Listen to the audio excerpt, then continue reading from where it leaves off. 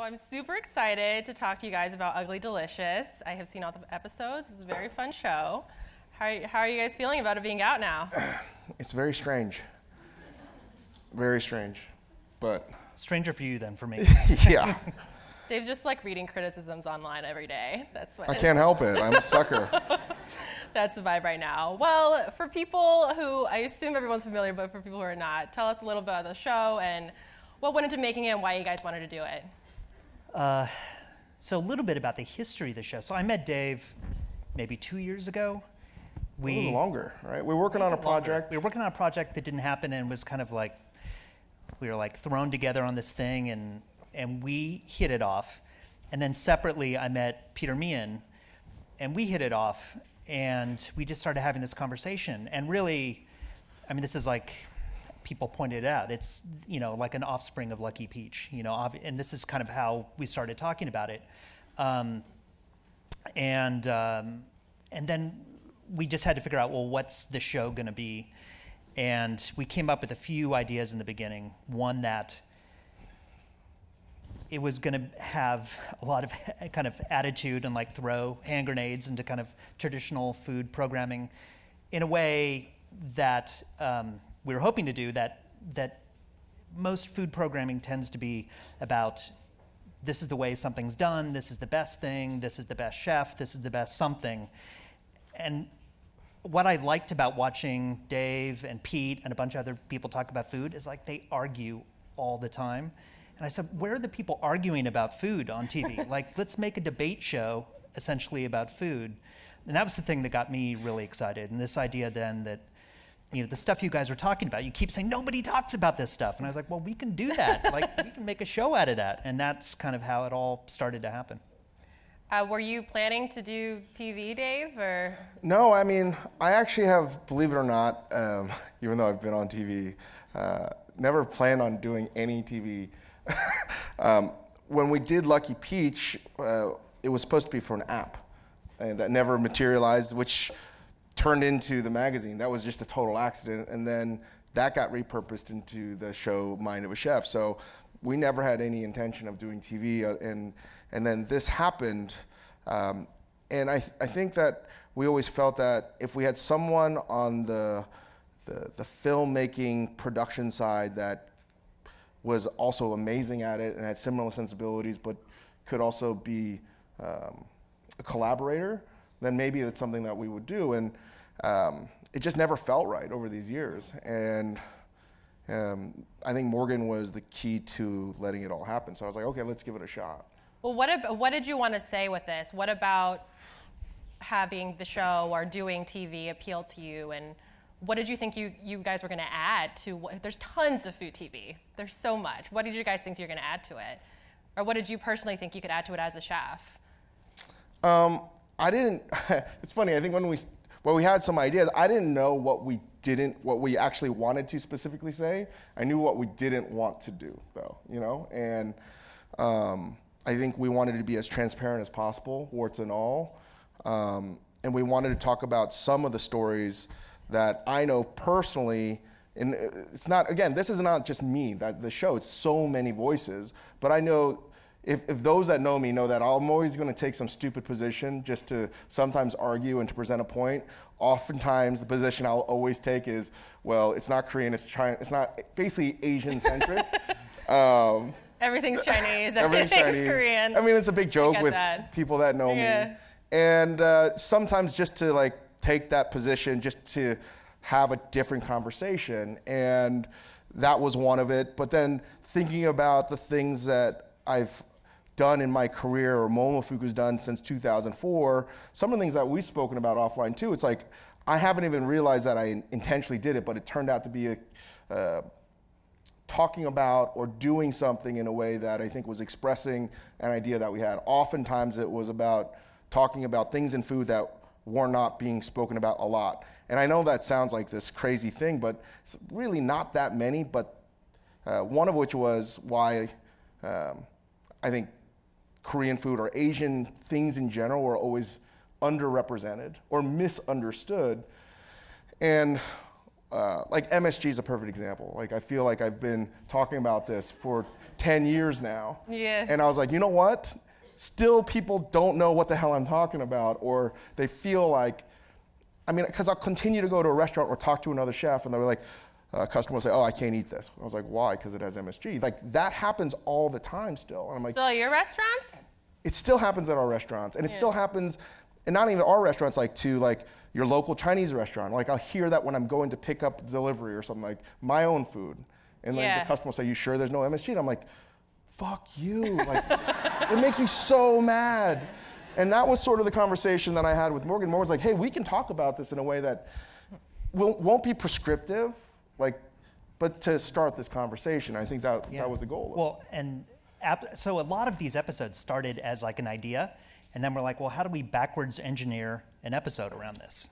So, you know, it's not like we said we're going to make a tacos episode initially. It was like, well, there are a lot of issues around this, you know, whether it's immigration and how it supports the U.S. restaurant industry and how, you know, Americans perceive Mexicans and vice versa. And we're like, well, that's an episode. We'll call it tacos, and then you know we can do that. Yeah. But I was gonna say that of each different episode has so many different stories in it and different parts in it. How did you guys have those conversations first and then decide what other things to include? I mean, a fair amount of that. Like it was kind of coming at it from kind of a magazine approach to begin with. But the other thing I think we did, which I was really happy with, is like we actually let it be a documentary. You know, I think a lot of programs, they're like, well, here's what we're going to do for this episode, and we're going to we're going to shoot it in 6 days. And like, there was a lot of stuff we discovered. We actually started shooting like more than 10 different episodes just to kind of like see where the stories were going. For instance, what became the home cooking episode was the first day of shooting was Thanksgiving. Like You invited us to your house for Thanksgiving. I didn't even know what I was thinking.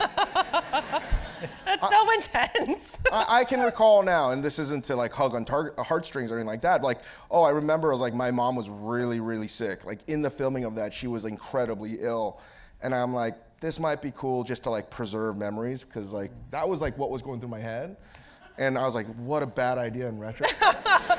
They're like, hey, Mom, I know you're sick, but for Thanksgiving, I'm bringing in like 20 people Such a bad for a idea. show. But, a star. But they came down and like we didn't know we were just doing stuff and like that's how a lot of it happened. But that's exciting. Like I will say, the top of the shrimp crawfish episode, that whole beginning at Gala Tours New Orleans started because Dave and I were having dinner. And we had that whole encounter with a waiter who had been from Houston. Like, New Orleans wasn't supposed to be in that episode. And then the next day, he's like, let me take you to this place. We just showed up at that place. They didn't know we were coming to film. Right. The a lot of that was filmed on our phones. Yeah. I mean, that was literally. It had that vibe. And like, I was like, hey, Morgan, this stuff can be used? He's like, yeah, like we can use this footage to a certain. I can't remember. But that was part of what excited me, is like being loose with it. Like the word I kept using was gonzo. Like, let's just try stuff. Yeah, well, I was in the experience of watching the show. It actually did seem like there are times where you felt like you were actually learning something about a culture or about a food.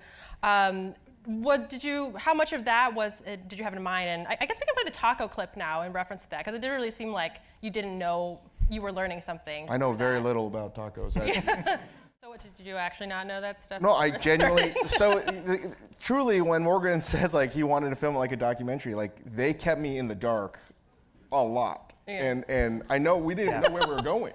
Well, yeah, we did. Because you did, but I specifically had no idea.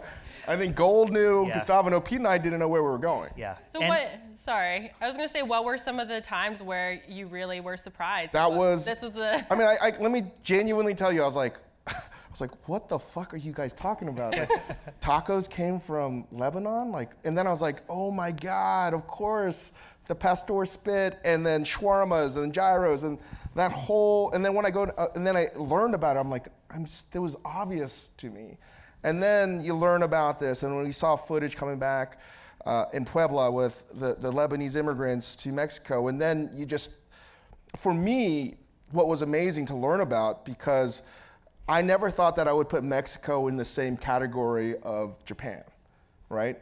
And I think they're bookends to the same kind of food culture where they take from everywhere else and they put their own spin on it. And to me, I was like, that was like the most eye-opening thing, and I would never have learned that if that scene didn't happen. And you also saw me like talking shit, and but that was genuine. Like there were many moments like that, because just because I cook and I'm in the restaurant industry doesn't mean I know everything. In fact, I know very little.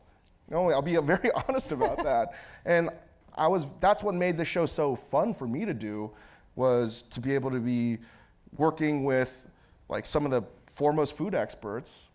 That was great. So did you plan around that? Did you Yeah, well, like there I see are your a couple dark things. spots, Dave. Yeah, well, there are a few things like Eddie Schmidt, who is the showrunner who worked with us, who needs a ton of credit for the show and directed 3 of the episodes. I think the plan that we kind of came up with is like virtually every food show has like tons of narration, and it's kind of a host, a lot of like to camera stuff. Like there's no narration in this series. Like everything that's happening is happening, and any bit of voiceover is like from our couple of interviews we did. But I think that sense of like, this is really like, we want to learn. Like if you're not learning when you're making it, then you're not listening, So I felt like it's better programming, it's better, and just kind of putting Dave and everybody in kind of situations where they'd react in a real way. And also, and Dave's, it's interesting because, there's like Dave's assholishness, I guess, that like we made sure that like Dave got schooled a lot in the show, and we wanted to make sure we showed that. That's like reality, That's right? reality. Very true. Well, so most of the feedback I've been hearing has been super positive about the show, saying it's fun, and it does feel very different from other stuff, but there have been a lot of criticisms as well, just a few. People saying that there's maybe not enough women in the show, that the barbecue episode doesn't have any black people. And then, one of my favorite episodes, Home Cooking, is really great, and there are a lot of women in the episode, but then that, for me, set up this dichotomy of women cooking in the home is not celebrated in the way that professional chefs are celebrated outside, and that world is mostly men. So what has your response been to that, and how have you taken this stuff in? I mean, first of all, we fucked up, to some extent. Half the production staff are women, and we were all working on the show. We finished last summer, and I think if we finished the show a month ago, it would have been a very different show. But part of what we were doing is, we actually, one of the episodes we ended up starting to shoot, but we didn't finish, was an episode about gender. And it was just one of those, other episodes were maturing faster. So we're like, if we do a season 2, that'll be a perfect episode. And we just didn't think that much about it. I think in that way, if we come back and do more, believe me, the mistake will not be made. And we talked about it a lot. Like there are, in many episodes, a lot of women, but it's, I have an outside perspective also as I'm not in the restaurant business, that the restaurant world is, skews heavily male. Heavily. I'm just looking at the Michelin stars that went out last week, I have a lot to say about this, and we could talk about it forever, and it deserves to be spoken about. But what bothers me about a lot of the criticism is man, it's not who we are. We wanted so hard to be inclusive as possible, and it fucking guts me that people are upset about it, because that's certainly not the point of view that we wanted. And I'm okay being called an asshole or something like that, which never isn't fun to read, but that really bothers me and still bothers me, because I'm of course I don't want to be defensive, and I'm not saying their perspectives are wrong. We simply didn't do our best efforts to their eyes, and I know that we tried really hard, but we still fell short to people, so that sucks. And it's something that we're going to learn from this and get better, and I think that's what this conversation is about. And I don't want to talk, I could talk all about different kinds of excuses and stuff like that, but at the end of the day, it's if people feel that we fell short, then we fell short. Yeah, I think for a lot of people it's surprising, because there are so many difficult conversations happening within the show, and it does feel ambitious in that way, where you guys did want to bring up these things. So it seemed like, you know, these guys should be doing better because they did so well in these other areas. I feel like we tackled so many things, and I know. you know, one of the arguments on the barbecue episode is, I mean, in my point of view, and maybe Morgan's as well, like, I think for us, the perspective of the barbecue episode wasn't supposed to talk about anything other than it's not about barbecue. We weren't, if we went in to talk about American barbecue, I think it would have taken on a completely different context. In a way, fried chicken does more of that, but barbecue, we're trying, you know, 2/3 of the barbecue episode is about Asia. Yeah. And that's sort of in my point of view, but again, like, we go down this rabbit hole, it sounds like an excuse, and I don't want to have that. Well, I mean, one thing that I've just been thinking about is like, one thing I'm super proud of the show is how many Asian voices we have in it. Like, I can't think of another TV show that has as many Asian voices as the show does. And I haven't seen a single person mention it in print. And, you know, I'm like new to being an honorary Asian, but I let him into the club. You give him? You know, this is your fault? but I know, like, is there a double standard to being Asian into how people, you know, perceive your voice in popular culture? I mean, in terms of not a priority, I definitely think that's something, because of just how I'm wired, we were talking more about. So, yeah, I don't know. What are your thoughts on? What are my thoughts on being Asian? I know, Dave, you're so famous. You've like risen above race in that way. In some forms, you're like famous enough where I feel like it doesn't matter almost. I don't know if that's true or not. Someone told me this recently. That's a friend that's an Asian American, and he's like, I don't think people would have chosen you to represent Asian people. But you're the best we got now, so fuck. And I was saying my younger brother's like, it said that you were one of his heroes. I'm like, can you? I'm so sorry. That's how few of us is like I have to represent. It's terrible for everyone. Yeah, I mean, for me, it was really exciting to be in the show and talking about racism. And I mean, I would also say I'm not necessarily an expert on food, but I am an expert on the way things are seen and media. And it was really exciting to be able to talk about that on a mainstream show. And a lot of the feedback I've been getting has been like, we don't really see that many Asian Americans talking about this stuff. So it was funny because I watched the fried rice episode first, and there were a fair amount of women in it, and it was really, I don't know, it was exciting. Maybe it was just a better episode, I don't know.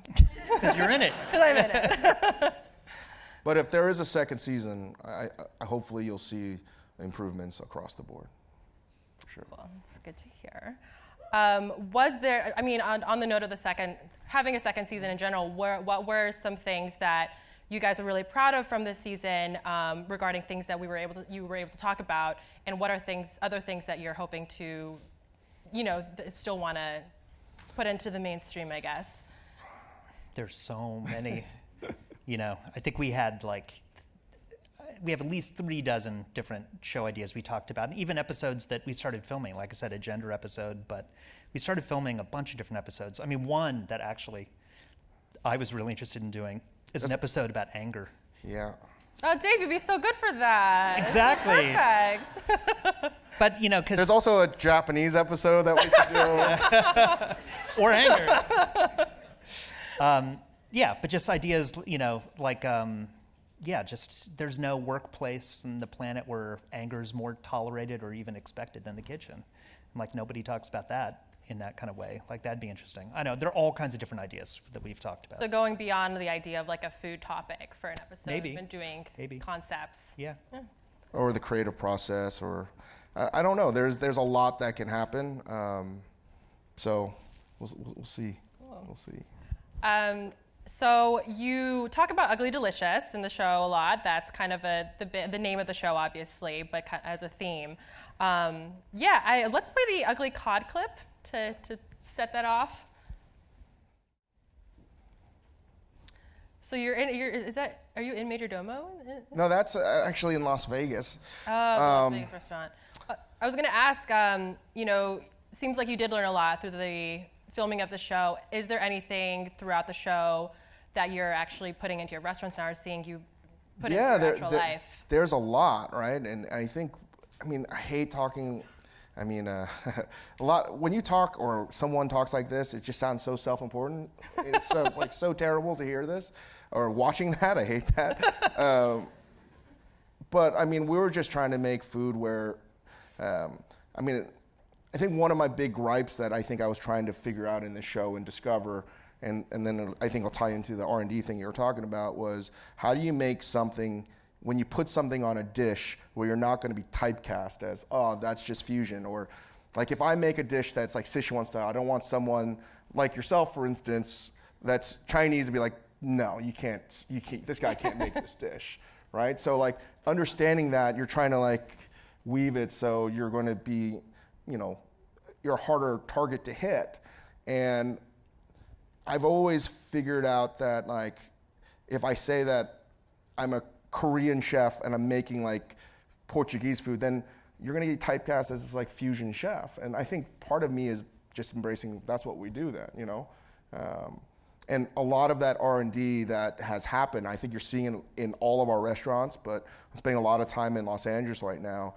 And so many of the chefs or places that we visited inevitably has shown up on the food that we're making today. So, you know, like last year we were doing crawfish like all the time at Sambar because I was just trying to figure out how you could get someone to eat different kinds of styles of like really dirty, messy eating that's super delicious. Now, you know, we have like smoked meats on from the idea of like making Korean barbecue, a completely different thing than what you might see. And yeah, I mean like the Lebanese ingredients, are all of these other things are happening, and I could talk about it forever again, but it definitely impacted me quite a bit. Like travel is the best thing to see and how that impacts you, right? So, I mean, the one other thing just watching that clip that I should point out is it was never called Ugly Delicious. Like we filmed the entire show and finished it before we had a name. We couldn't agree on a name for the show. Oh my God, that was awful. We went through thousands of names. And then finally, we just looked at the one that was staring us in the face. And we're like, and I think you were hesitant. Yeah, because I did it as almost as a joke on Instagram. I didn't really think it was going to be like a real thing. Yeah. So, yeah. And here we are. But now people, read all this intention into it, and you know, it wasn't. Yeah, it makes the home cooking episode really feel like the thesis of the whole season. Did people order the crawfish? Like eat it in some, or? Pretty nice restaurant. Well, yeah, yes. You know, and I think that's something that I'm still struggling with. It's like how do you make a dish that is just genuinely delicious, but people still feel they're not getting it, like they're still eating it at a restaurant. And I don't know. I'm still obviously like working through this process of what is acceptable, and I'm fighting obviously my own demons on that. But like a bowl of crawfish is delicious. Like why? So in my mind, I'm like, okay, do we break down all the crawfish, chill them down, take them out, take the vein out, and like just serve it like that? Or so it's like tearing crawfish of its soul a little bit. Yeah, there's a little bit of education that's going to take time between the consumer and the audience and what the kitchen does. So. I don't know, right? That's a long-winded answer, but. Do you think white chefs think as much about not being fusion as you do? I just feel like I see a lot of people just willing to do whatever with other cuisines, you know? That's a long. Well, there's 2 points on this. One is, I still get angry when. I've always said if I was a white French chef using Asian ingredients, that's going to be cool. If I'm a Asian chef using French ingredients, that almost unequivocally in the media be typecast as fusion. And that to me is a double standard, and that bothers me tremendously. And that's just one example, but it's not like there's other examples within that are not so clean. But I've learned a lot about that idea, right, within that show. Like so many things where you think that I have a final conclusion in the show, or at least myself, they've evolved. So one of which is in the fried chicken episode when I say like, hey, I'd be pissed off if I get pissed off when I see a white chef put kimchi on. Because we were in New Orleans and Dave Simon and I had dinner at a restaurant the night before, and I'm like, they have a flight of kimchi. I was like, what the fuck is going on? With like next to the like boudin and all that stuff. And I was incredibly judgmental. And that was my default setting, was to be like, fuck you, you can't do this. And I think what got edited out was like David Simon just basically crushed me. And he's like, you're an idiot.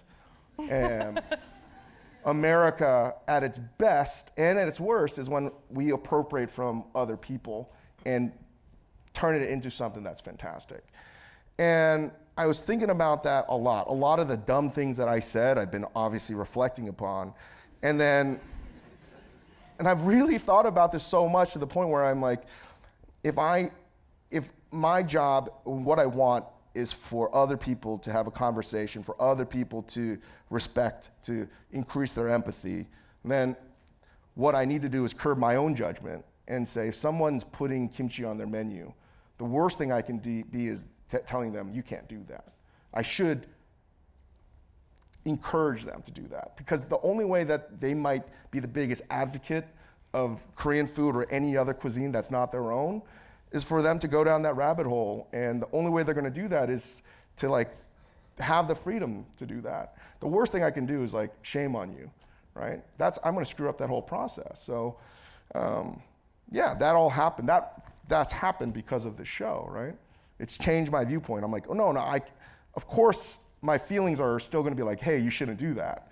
But I'm really trying to be like, hey, if you need help, ask me. I'm gonna, or anyone else. 180 here from Dave. Yeah, no, but it's true. It's just like, yeah. this is like the process of just who I am as a person, right? Like, I am going to fuck up and like, move on. That's what I think. That's why I like cooking. It's the best chefs are the ones that fuck up the most.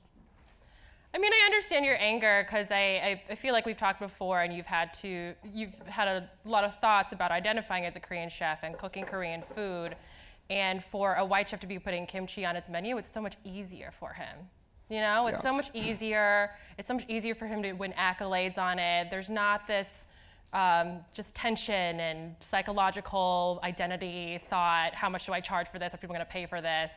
They just fucking do it, And like, if it doesn't work, it doesn't work, and they still have something to rely on. So, I mean, I don't think it's a problem to be angry, but it's also good to be thinking about what that means that you're angry and how to react to it. But maybe they don't understand kimchi yet, right? Maybe they don't. Also very true. And again, like, the only way they will ever understand it is by making it a lot. And maybe they're gonna be like, hey, I need to make my kimchi better. I'm going to go to Korea, right? Like, that's the best way for it to happen. Or they can go to Dave Chang's house, and maybe he'll teach them. But like that example of what I was just talking about, I think can be applied to so many things within the show. It's like, hey, all of us, we need to curb our judgments and sometimes just let it play out, right? So. Very true. All right, so one of my last questions, what do you really hope people get out of the show?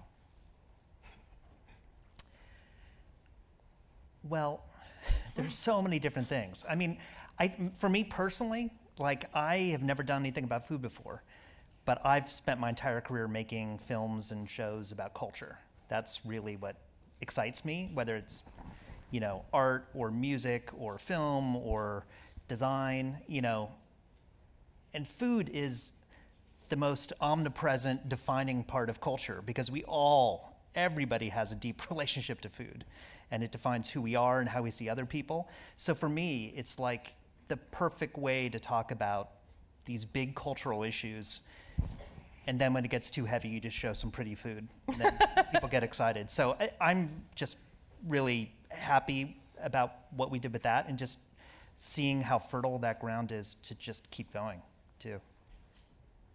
Yeah, just to add on what Morgan said, I'm just lucky to be in this position. Really, I can't even believe it, to be able to work with such talented people. But, I didn't understand the responsibility that I have with this show, and that's weighing really heavily on me, because everything we do now, like, a lot of people watch Netflix, so you know, it's like the same thing. It's like, this is a weird way for me to answer this question. I was about to do the Olympics for NBC in Pyeongchang, and you would think that I would have internalized, oh shit, I'm gonna be on TV and a lot of people are gonna be watching it, but it didn't hit me like, oh shit, I'm also gonna be representing Koreans that probably don't want me to represent Koreans. And Korean Americans, I'd be like, this guy's Korean sucks, like what is he doing? Regardless, I'm like, I have to like put my best effort. I have a responsibility to change not change viewpoints, but to be like, hey, like this is not so different than what you guys are. And that's what I feel food has always been at its best and purest, why I love cooking, even though I talk shit about it all the time, is that at its best, at its most pure, it's like a merit-based thing. And it's something that if you can eat something delicious, even I don't know your culture, I don't know your family, I've never been to this part of the world. Listen, like we also cook chicken, we also cook pork. Like that's the greatest icebreaker into acceptance. And I think a lot of it is like, hey, I had a really hard upbringing. I think it's pretty easy for a lot of people to see that potentially. But that's what I want is like, hey, like having that acceptance and be able to have an honest conversation, that's what I want food to always be, right? Stripped of all the bullshit. So this is just a different way to do it. So. Great. Very cool. I actually do have one more question that a lot of people have asked me. It's how you found those people in the MSG section who were just like... Oh, man. I had no idea what was happening. I don't know how they did it. I'm trying to remember. So I know one of them was one of our producers' moms has an MSG allergy. Wow, so she was like someone's family member under the bus. Exactly, totally threw her under the bus. And I think we contacted some local doctors and asked for people that had MSG. You know, there was like a forum for people in the town who had MSG, you know. Like a Reddit subreddit for like, I'm basically. allergic to MSG. You know, and they. I remember one of the earlier cuts of that though. I'm like putting my hands, I'm like, what is going on here? How is this even being said? So yeah, it was real. That was all real. I couldn't believe it. I thought they had hired actors because there was like, there's no way these are your responses. This is impossible, but it's real. It was real. It's freaking crazy. So they signed the releases before before everything started. Always. Cool. Thank you guys so much. Is there anything else that you want people to know about Ugly Delicious? What's been your favorite part about it being out in the world? I've been reading, this is so different than restaurant criticism. It's similar. I mean, we spoke about it on the Eater Upsell a little bit, but restaurant criticism I thought would be the same thing, right? Like, not everyone gets the same meal, but everyone reads the same criticism. But everyone now is watching the same thing, but internalizing it in a different way. And the one thing that I was shocked to read in terms of the comments is that there's a lot of people that are like, hey, thanks for making the show. Like, I didn't know that someone else felt this way. And that to me is like really like weird and touching, and I don't know. I haven't like processed that. So that's great. Yeah, I mean, I think the cool thing about doing a show like this for Netflix is like they flip a switch and it's in 190 countries. And just like the fact that, and then, you know, reading social media and people in the languages I can even read, talking about it and being, and then even, yeah, the people feeling like a personal connection to it. Like, oh, I've had that or I've tried that. Or the number of people that have been like posting dishes they've cooked over the past couple weeks, inspired by the show. Or like, hey, I had no idea about MSG. And then I thought about that. That got me, no, I'm serious. If you think about it, this is the world we live in. Where else would they have read that MSG's okay? Seriously, where? Maybe a magazine article here or there, but it was never ever accepted in mainstream media to be like, hey, actually like, so I don't blame anyone if they feel like many of my close friends, chefs, are like, no, I won't touch MSG. And like privately, I'm like, I want to punch them. But like, that's all of the things that we're working against and talking about is like, this stuff takes time. All of this stuff takes time. And when I was a kid, going to first, second grade, my mom packing like seaweed and weird shit then, and now it's CVS. It's fucking wild. It is just fucking wild shit. And seriously, that is so crazy, but that just shows you, good food takes time, and acceptance takes time. And like, it also shows, that's what I mean by cultural truths, is like, it's true, but it needs to be updated continuously. And I think that hopefully these conversations, not that we're going to be the monolithic thing that makes it right, but it's just conversation. That's what I think Morgan was drawn to help film this to begin with. Absolutely. Okay, we have some audience questions. One, if you were stranded on an island, what chef would you want to cook for you? And what chef would you eat? Morgan, this is for Morgan, right? Definitely for you. Definitely for you. Oh, man. You got to pass. We got to come back. No, come on. I don't know. I mean, I've said it before just because he's a close friend of mine, and I think it's funny. I would choose Rene Redzepi, not because I'm bro. Like, again, people call me bro. He's like, he's my friend. Like, what am I supposed to say, right? I would choose him because, like, I walk in the park with him, and he's like, "Oh, you're stepping on something that's edible." I'm like, "What the fuck are you talking about?" It's like, "Don't step on that." I'm like, and he's picking it up off the ground. So yes, I would like him as someone that's on an island because he would find different ways to make things that I would not think are edible delicious. So, yeah. Right. And who would you eat? I don't know. I gotta Hard pass. question. That's a hard question. So many people I want to eat. All right, what is your favorite restaurant that's not one of your own? You can't say Noma. No. It's not. It's not. What's your favorite?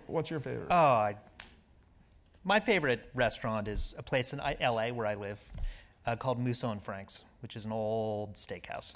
Yeah. Yeah, right. I'm going to say probably my favorite restaurants right now, because I'm spending a lot of time in LA, is a rotation of Parks Barbecue, run by Jenny, and Soban. If you haven't been there, their crabs and their kalbi jam are delicious. And the restaurant, I think, changed hands to a new owner, but she's always in there, and she's an amazing cook. So, and if you ask me tomorrow, I'd probably give you a different answer, because that's just where my appetites are. But if I had a chance, that's where I'd probably take you guys tonight. So. Yeah, sounds pretty good. All right. If you had to eat one nationality's cuisine for each meal for the rest of your life, what would you choose? Example, breakfast Korean, lunch Icelandic. I think like Japanese breakfast. It's pretty good. Get some fish in there. It's good. These are really impossible questions. I feel like these are college entrance exam questions. I would definitely put Japan somewhere in there. I don't know. I feel like if I don't say something, I'm going to get roasted, so I'm just going to leave it at one right now. That's good. Japanese for dinner. Japanese for dinner. Yeah. They have so many foods. What about you? They have pizzas and... What about you? Yeah. Oh, man. I don't know. Actually, I actually think I would do maybe like Taiwanese breakfast, like Chinese Taiwanese breakfast. Then like... It's so filling, though. Those giant rice rolls. So tasty, though. It's delicious. Every meal for the rest of your life. I don't know. I feel like... Well, let me change this. What continent, what side of the world? Would you be in Europe or Asia? I'd be in Asia. Come on. Everything's Chinese, right? Or, yes, it's true. And you know what's funny? My friends also make fun of me for this, is that every time I like something at any restaurant, if I like it, I'm like, it tastes kind of Chinese. Kind of like, it's kind of tasty. There's like a little soy in there. I don't know. Here's the thing. Like, I now want to go to South Africa because we did the Trevor Noah show yesterday, and he was saying like, it was a spice hub and all this stuff, and the food there is like, it's so multicultural that you can't even tell where things came from where. We're just That's like talking about Turkey too, Yeah, another Turkey, place too. with amazing food. That's like this is how like we'll probably do a second season or something. Like to me, I'm just so you guys know, I'm infatuated with like Turkish cuisine because the more I study about Asian food, everything now not only goes from China, it goes to Turkey, and it's like literally East meets West, and it's been that way for thousands of years. And I think everyone in Turkey is like, duh, dumbass. Like, so.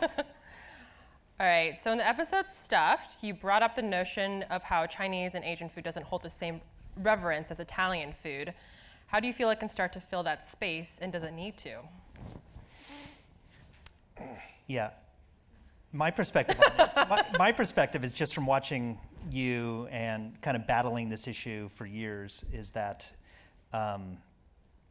it's because you can put the same dish out in a French restaurant, an Italian restaurant, or an Asian restaurant, and they have to be at 3 different price points, you know, and that it's just that kind of, as a restaurateur, that's got to be frustrating. I've seen Dave be frustrated by it, and just kind of the kind of credibility gap. Well, but it's a loaded thing, and part of it again is people understanding different parts of the world, right? And like what might be bad service to another is really good service to like Asia for the most part, right? So, or food, right? Like that's just going to take time. Like for me, it's if you look at the Italian American population and the Asian American population, they're relatively same amount of numbers, and they've been here the same amount of time. Yet, the world over, I would think that Italian food's more accepted, but the reality is Chinese food is more prevalent around the world. So I don't know what that answer is, and I love Italian food, right? Many of my friends are like top Italian chefs, and this is what we talk about all the time. So all I would like, though, is for Asian food to just be like, hey, this can be considered some of the best cuisine out there. And not that long ago, people were like, Italian food can't be a 4-star restaurant, right? So like, it all, again, takes time. Mm-hmm. Yeah, and one thing I have found that some of the worst offenders of not wanting to pay for Chinese food is Chinese people. Yes. And this is another show I knew we're talking about. Yeah, so sometimes I'm like, come on guys, let's do it. Let's see. But I don't know if that's always gonna work. Well, yeah, some of the most myopic viewpoints are from within the own group, right? So. Yeah, definitely. I don't know. Yeah, I think it could. I feel like, Japanese food did it. Yeah. Well, people are always like, hey, why don't you just open up an Asian like Italy? And I'm like, it's never going to work. I mean, outside of Japan, there are tremendous supermarkets, like the best of the best. But simply, I think there's I'm not going to do a dissertation about this, but like a price point. Like, you can't sell cheese there's no cheese, there's no wine. You can't sell hams, even though there's amazing Chinese hams. You can't sell all these for a higher price point that you could. You know, Yeah. Chinese food doesn't have those luxury items that is like not like Bird's Nest or something like that, which I just don't love. I would argue that H Mart is kind of a Korean Italy, especially in the suburbs where they have all those little food courts. Super H Mart. Super H Mart. They're like little food courts that are really delicious. Tons of groceries. Mitsuya is great too, but they're different. Already got it. They're different. Well, they're not as like chefy. They're not as chefy, yes. Yeah. But again, it can't trend. happen. Like if you've been to the supermarkets in Asia, they're just, they're amazing. I think they're the best in the world. Yeah. Well, the thing about reverence too is like, what does the word reverence even mean? What do we define as reverence, and what the word reverence and accolades, that's also through this historically white lens anyway. So what, like for you, Dave, what do you have a bunch of awards, but what have you considered as making it, as far as putting, I don't know, as a chef, like making it reverence, what does that mean to you? I don't even. You seem pretty irreverent to me. I don't know. I actually am still having a hard time understanding the question in terms of like reverence. Like for example, so I'm thinking about, there are all these great Chinese restaurants in New York City, and I really love them. and they are personally the best in my heart. But in the traditional American sense of reverence for restaurants, it's like you have a Michelin star, you have a New York Times review, and these are all systems that are built by white people and historically racist systems. So this idea that we, as an Asian chef wanting to get approval from, you're still looking for approval from white people. Yeah, no, I mean, reverence. that's the weird thing, right? Like, I mean, again, those that know me can be like, you have so many contradictions, I don't even understand how you can live with yourself. But like, while I am 100% understanding of that, like, part of me is still like I fucking hate the Michelin guy, but I also love the best of what it represents. And the Trois Gros brothers, the whole lineage of Nouveau Cuisine, like that stuff, that's the shit that got me into this business. And while I hate the bad, I love very much the good. So while it has these systems that are all flawed, they're also part of me that like informed me and taught me, and it's hard for me to eradicate it completely. So I can't give you a complete answer because it's like a bifurcated system in my head, you know? Mm-hmm. Like you kind of still want more stars, probably. No, I mean, this is the debate. Like, I would love 3 Michelin stars if we ever got it at like Co. But I also am like, it'd be the worst. It'd be the worst thing in the world. And this is the same topic I have with my friends that have 3 Michelin stars. Like, well, fuck, it's all over now. I mean, seriously, this is what we say. That's what they say. Like, the only thing that can happen is bad now. You can only lose it. That's why I'm like right? sort of cool with 2 stars. Is like, well, we're sort of in between. It's perfect. But like all of these things, of course you want to achieve excellence in everything you do. At least I do, and a lot of my peers. But I think what we're asking, and what you're asking in a very different way, but also encompasses it, is that like, what are you celebrating simultaneously? And that's a real conversation that we need to have. But if you take away the cultural crappiness of these things, what I love about it is celebrating excellence. And that's, if someone gets 3 stars New York Times, as much as it might be a flawed system, like that's a tremendous amount of achievement. 2 stars, whatever. And that's what I like to be, at least like celebrate, even though in my head, I know it's also like it's also stupid. Yeah. Like the award system's shit, but I still want one, kind of. Exactly. Kind of deal. I mean, you have an Oscar. Talk about awards. And It's all downhill from here. Yeah. And an Emmy. We got to give him And a an Tony. Emmy. He's going for the EGOT over there. I have the ego. I need a Tony. I mean, the good thing about that kind of stuff is it just makes doing the creative stuff easier, because you don't have to spend so much time beating the bushes trying to do the business stuff to do the creative stuff. So for me, it's a lot easier, but that can't ever be the purpose of what you're doing. You know? Yeah, definitely not. It's this weird, I mean, there are awards in the journalism world too where I feel like I don't want to, it'd be nice to have one just in the sense that there's this, I don't know, like an outside force saying, yeah, you're good. And it's also something that like maybe my mom could understand, like, oh, there's an award. But like kind of this objective thing, because there's this whole thing about award system is there's this whole idea that it's objective and there's a system that makes sense and like, but it doesn't. None of the systems quite make sense. And so I think, you know, this year, like Charles Pan Fried Chicken was on the long list for the James Beard Awards, which was kind of crazy. You know, that's not the kind of restaurant that are usually on those awards lists. On one hand, we had this debate in the office, you know, was this gonna ruin it? Like if it won one, would it ruin the restaurant?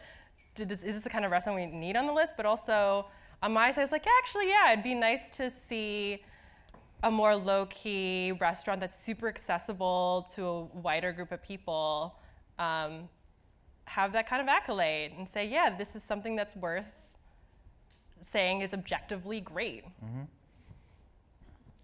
So like, let's change what we say is objectively great rather than... I mean, it's what you see happening with the Oscars now, you know, that are the Oscars the cause of the lack of, you know, minorities and women in jobs? No, they're a symptom.